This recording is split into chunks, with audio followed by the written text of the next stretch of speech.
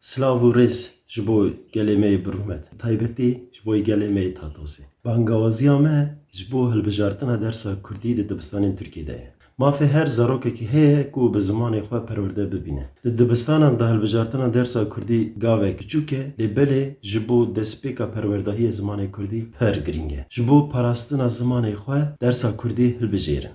Merhaba zarokên hêja, merhaba malbatên azîz. Wek hûn jî dizanin di dibistanan de dersên bijartê ango seçmeli ders hene. Ji bo nastameya xwe, ji bo çanda xwe, ji bo pêşeroja zarokan, ji bo xwedîderketina zimanê xwe, ji kerema xwe re zimanê Kurdî hilbijêrin. Bangawaziya min ji tevahî Kurdan û Kurdistanê re bi taybetî ji gelê me yê Tatosê re rêzdar ro ji kerema xwe dersê zimanê Kurdî bijêrin, zarokê xwe fêrî zimanê Kurdî bikin. Silav û rêz ji bo we tevahiyan.